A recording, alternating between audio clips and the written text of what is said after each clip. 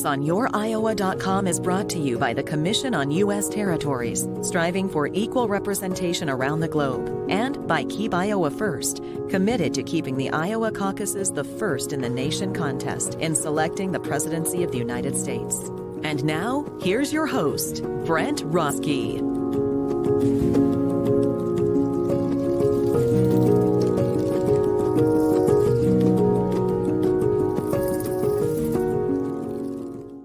Good morning. Happy Tuesday to everybody. Up on the screen right there is our big guest today, Ken Davidian. There he is. There's Ken. Ken, John Lovitz and I did a short film a few years back, but Ken is co-starring on the series Cobra Kai right now, which was a big, big hit for Netflix. And he talks a little bit about, the length of time it took for that show to get to where it is right now. It really, the journey that they took is really incredible. It's a top 10 series. And it's just fantastic. If you missed it, folks, last Friday's episode there's Brian Fogel. He won the Oscar for Icarus. He and Lisa Marks were kind enough to be our first guests, along with Misty Solwich, walked us through some real estate. But that episode is posted as well, so definitely want to check that out. But Ken is going to be with us in just a moment. Before him, we're going to chat with Brit Slater. She's going to give us some new mom tips. But first, let's jump into some quick news.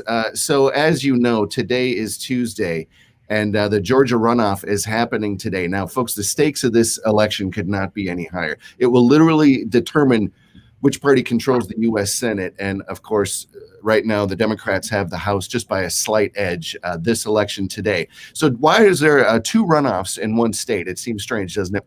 Georgia rules state that a candidate has to get at least 50% of the votes to be elected, and no one achieved that. So it's actually possible that the runoff today is so close that doesn't decide it either, and we'll take that step when we get to it. The U.S. Senate has actually been controlled by the Republican Party since 2014, so it's been a while that they have been in the majority of the Senate. Today could change that. So what does this mean? What is the significance of it? If the Democrats win today in Georgia, then it will actually be a 50-50 person tie in the Senate. And that would mean that Democratic Vice President-elect Kamala Harris, she would have the deciding vote. Senate.gov refers to it this way. They say, other than to succeed the presidency upon death or resignation, the vice president's only constitutional duty is to preside over the Senate. And the vice president, they cannot actually vote in the Senate except to break a tie. They actually can't even formally address the Senate except with other senators' permission. So what that would mean is if the Democrats win today, it would be a tied House, but with tie votes, the vice president could vote on those tie votes. So incredibly important elections happening today. Tomorrow morning, folks, we're going to have my buddy on, the DC Shadow Senator Paul Strauss. We're going to talk about today's election, what happened, if we have results, and we're going to talk about that. We're also going to talk about Wednesday. Tomorrow, Congress is meeting to certify the election results. Normally, this isn't that big a deal, but this year, obviously, there's a lot of folks questioning some things and all that. So we're going to talk about tomorrow's ongoing activities as well. Folks, this is kind of fun. I'm not a meteorologist, but I thought it'd be fun to give folks a quick forecast as to what's happening here in Iowa. You know, it's 36 and the snow is all over. It's December in Iowa, not a big surprise there. January, I should say. Of course, it's beautiful. California, where Ken Davidian lives, is 68 degrees. So that is a quick little forecast for you. But let's pull on our first guest. Brit Slater is here to talk about. There she is. Hey, Brit. Hi. I love your forecast. To all the guests who wake up early with us here in Iowa. And Brit, boy, you just moved back from California. So how long were you out in California? Yeah, we were, a total of six 7 years. I've gone there and gone back again. So yeah. And so I did it myself. I was out there for I was 17 years. I've got gray in this beard. Yeah, I lived in Southern California for 17 years.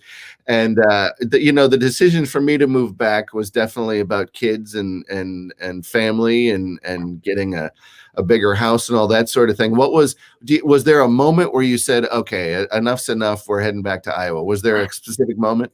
Oh goodness. I mean, we love LA, but I gotta say it was probably the month of September. We, with COVID-19 being new parents, we were inside that entire month because we lived in Burbank, and the fires, the smoke and the heat combined, it was like 122 degrees. Oh man, that was it. It really was that hot in Burbank. I used to live in Burbank. Holy buckets. It was just unlivable, huh? Yes, it was we didn't go outside literally we did have to, but we didn't for most of the day for about a month. Yeah. It was that hot. Friday's segment, we had some real estate that was shown, and one of my friends, his actual name is Lyndon Baines Johnson. He worked with me at NBC Universal for a couple of years. He emailed, he goes, I cannot believe what $200,000-$300,000 buys you back in Iowa. It really is a life changer. I tell people that your dreams can come true in Iowa. All the things are available. They really can. We're so happy to just the money is it goes so much further. It's like, gosh. I hear you. Well, and folks, that's what we're here to talk about today. So I'm a new parent too. I started my parental voyage a little later in life than Brit and her awesome husband, Dorit. So why don't you give us, so I thought it'd be interesting, new mom tips, new parenting tips. And I said, Brit is the person for this. So Brit, what's your... I'm the best mom in the world. Best mom in the world. There you go. And I didn't even have a graphic. It should pop up and say, do a little arrow, best mom in the world. So what's your what's your first new tip? Yeah, well, I think that's what it's all about. Moms, we all relate to each other and dads too. We're just doing this. We're just winging it. There's no manual. My first tip is be persistent with your habits, because I remember a quote by Octavia Butler. She says, habit will sustain you when you're not inspired, or habit will sustain you whether you're inspired or not. She was talking about writing, but it's true because during this time, everything's shut down. We have no mom resources, can't really do much, accomplish much in many realms. So we really have to rely on our routines. And it can just be as simple as getting up in the morning and having a cup of coffee to, anything, just do it every single day. So it's interesting you should say that. It's almost like you're creating your own daily traditions, and that creates I know for myself, what people say, why is the show on so early? I said, well, it fits in our new family time frame. Okay. I can do this. I can get the show posted, and then I can go make coffee. Yeah. And I get the little breakfast ready for the little one. So it's but those daily routines, there's actually a sense of comfort there as well. So that's really interesting. Okay. And just viewers, if you're watching, I didn't want to know the new tips. I wanted to be as because sometimes a big graphic comes up and all this stuff. This is all fresh stuff. This is brand right here, all from my beautiful mind. All right, Brit, what's your second tip? My second one is, this has been so helpful for me. Utilize Facebook mom groups. Listen, this is not a pretty job sometimes. And there's going to be days when you're going to feel like crap and feel like you're not doing it right or whatever, just all across the board. But when I've joined a few mom groups now in California and now in Iowa. And it feels so good just to go on and write a little status about what you're struggling with, or does anyone go through this? And all these moms just, they're like, yes, I do. And maybe they'll help you, anything. It's a judgment-free zone too. So that's really, really powerful. Again, I know we're on a couple of those as well, and they have been helpful. And before pandemic, Dana actually went to some of the groups. They had little meetups and all that sort of thing. So yeah. And I remember there was a TV actress, Brandy, and she was in a mom group with people I was in an apartment next door to in Burbank. So all of a sudden, Brandy'd walk into our little tiny apartment building with her kid, and they'd have a little mom group in their living room. And I was like, oh, that's interesting. But that was a few years ago now. Well, that's nice. Yeah, that's it. It's just there's no, since we can't, everybody likes to talk crap about, social media. But the truth is that right now it really saves the day. I mean, we can't just go see our friends. I had a friend come over. She was here 15 minutes with her mask on. Like, that's nothing, so. So that's two amazing tips. Do you have one more for us? I do. It's just simple. Just never underestimate. Like you said, you drink your cup of coffee in the morning, rise earlier, just even like 30 minutes earlier if you can. Maybe don't do it every day because sleep is you really need sleep these days too. But just rise earlier and make yourself a cup of coffee and spend some time with yourself. It's rejuvenating for the soul. Boy, and this morning I took an extra 10 minutes of sleep, and you can see it and you can hear it. And what I was doing is the interview we're about to show with Ken Davidian was actually recorded just over a week ago, and I wanted to do some last minute tweaks on it and all that sort of thing. And the time goes so quick. So yeah, if you can give yourself, again, an early morning show like this, one of the reasons is you can kind of go backwards. Stephen Cannell was a friend of mine. For the folks in my age range, he's the guy in the A-Team at the end. He created all those shows. He would write at the typewriter, goes, that was Steve Cannell, and he would wake up to start writing every day at 5 a.m. He'd be at his computer, and he said that was the only time that it was all for him. He could focus and get his work done. So yeah, waking up early. Yep. I mean, or night, even if you want to, hey, I mean, it could be nighttime too. Just get up at, I don't know, just have your little moment whenever you want. Just a moment, even just 30 minutes. So how's it been getting back to Iowa, reacquainting back with family? Oh gosh, it's so good. My mom, Darrett's mom, like, it's just so, it's golden to have those two ladies and everyone too. But that photo that you guys posted of Darrett and the little one, he had kind of his arm like this, black and white photo. Thank you. That's what it's all about, isn't it? Thanks. Yeah, that was a cute photo. Yeah, it is. It's been lovely being a parent, for sure. We feel very blessed, as you know. I love it. Well, Brit Slater, boy, I said, who should do this? I said, Brit's the one to do it. You did a great job. Thank you so much. Thanks, Brent. This has been fun.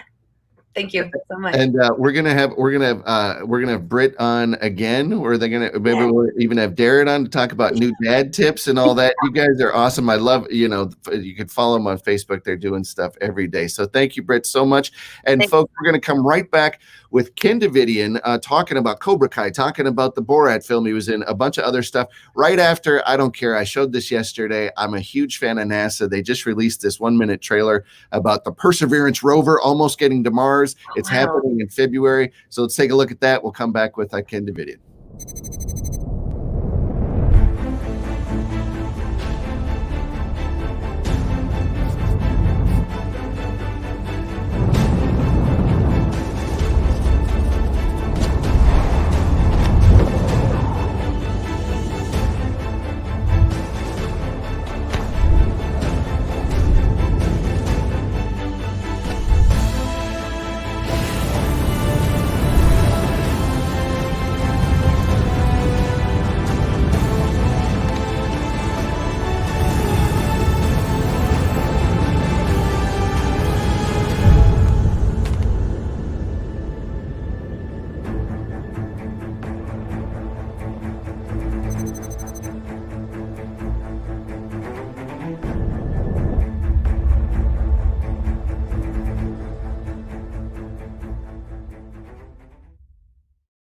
So you can do that. Now, why don't you get,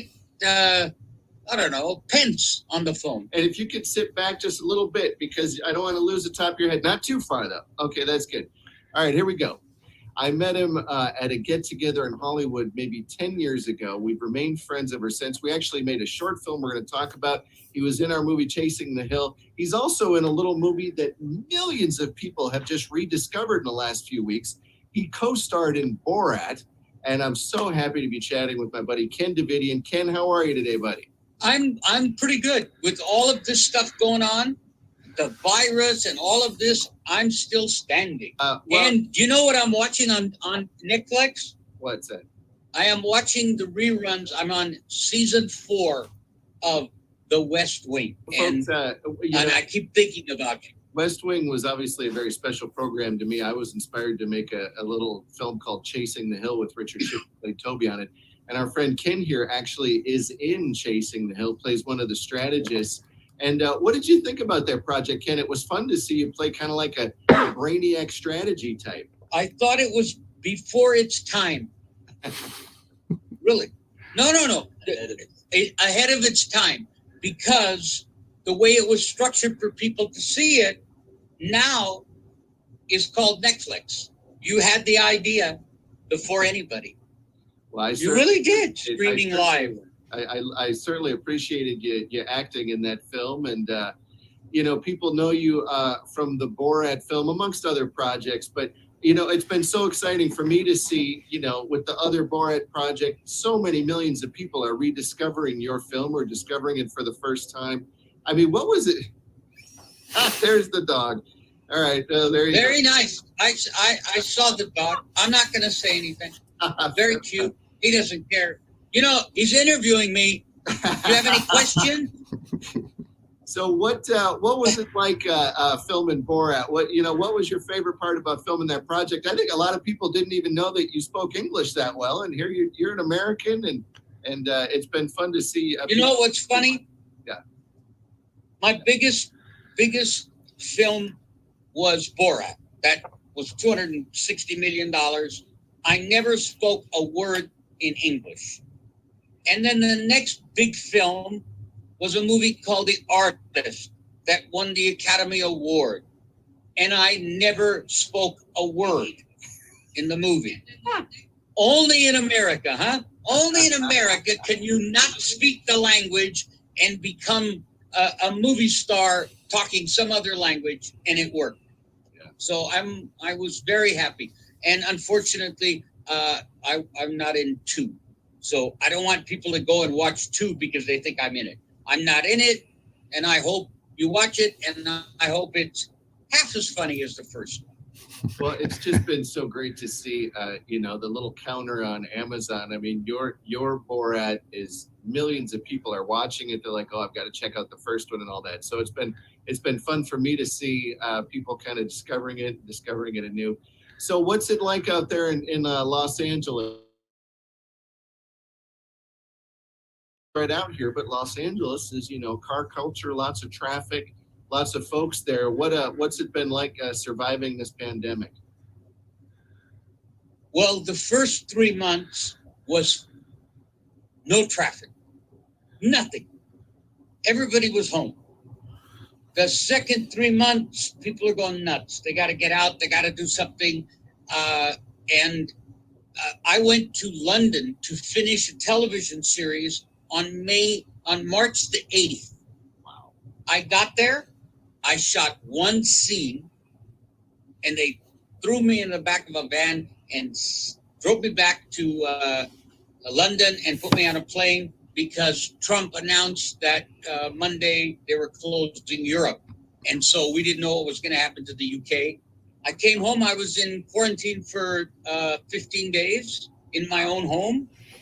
And they fed me through the door, and I'm fine, and nothing happened. But we were shooting last summer, and then the holidays came up, and we all split. And I was supposed to go back January the 5th, so I went back on the 8th, and it's just one shot, and literally a shot. I shot somebody that was shooting Armand Desante, and he turned around and said, "What are you doing here?" And now it's just starting. They're starting to shoot things, but you can't take anyone into your dressing room. You have to wear the mask all the time. They take your temperature when you get on set and when you leave set. The only time you can take the mask off is when you're being shot. And you can't rehearse. And with the soap operas, you have to do your own makeup and hair. So it's getting difficult, but that's enough. I'm telling you, I'm watching West Wing. So there's nothing on anymore. Cobra Kai. I watched all of Cobra Kai because I'm a recurring character, and I thought, okay, I watch mine, but when they put it on Netflix, I really fell in love with it. It's not a kid show. It's a bunch of adults, and they're acting like children, and then the children are acting like adults. And I thought, I love the show. I already called and said, listen, season 4, I want to take karate lessons. Tell folks what you do on that program. I am a landlord to where they have the dojos, and they pay me rent so they can use them, right? So it's supposed to be an Armenian guy named Armand in the Valley, and all actor has to fly to Atlanta to do the shot. So everyone there is in Atlanta, and the first time I went was like 3 years ago, and it was a YouTube show. So I thought, okay, and I know it's a young thing show, and they really wanted me because the young kids and with Borats. Okay, let's go. I figured what?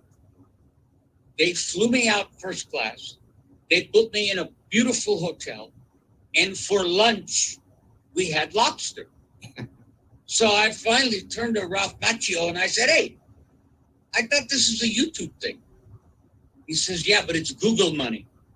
And that's how they made such a great show. It was really relatable and great, and I liked it. And I watched both seasons, and now season 3 is coming. Yeah, and I think you could bring the hill back. I liked it a lot.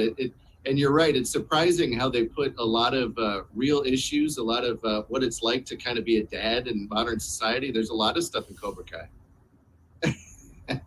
So tell me, say cut, action, whatever you want. I'm going to click stop on this, and then I'm going to call you, and we can.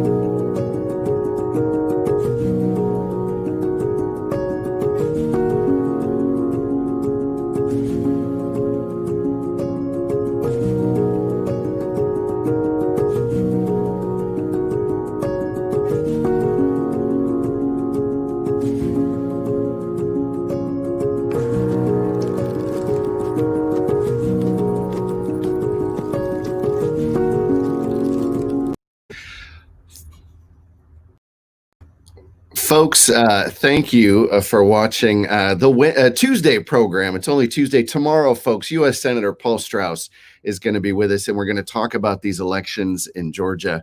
Again, it will decide the control of the Senate, which is incredibly interesting to me. Tomorrow, also, Lisa Marks is going to be back. She wrote the book, Ryan is Ready for You Now. She's going to be here to talk about Hollywood picks, what she's watching, what you should be watching. Thursday, Al Womble with the Iowa Democratic Black Caucus is going to be on the program talking about all the great work that they're doing. And of course, the Iowa legislature is just about to get in session. So lots going on here in the state. And Monday, my cousin, Karen Derry, is going to be on. She was a state representative, and she's going to chat with us on Monday. But this Friday, Jane Owen runs one of the biggest PR shops in Los Angeles. And she's a new mom as well. And she has actually written a children's book, and it is lovely. It is fantastic. So I'm going to be chatting with Jane Owen on Friday. And next week, we have got so many amazing guests. It's incredible. So thank you to everyone who's been on the show, going to be on the show, and most importantly, thank you to you for watching. We'll see you tomorrow morning, bright and early.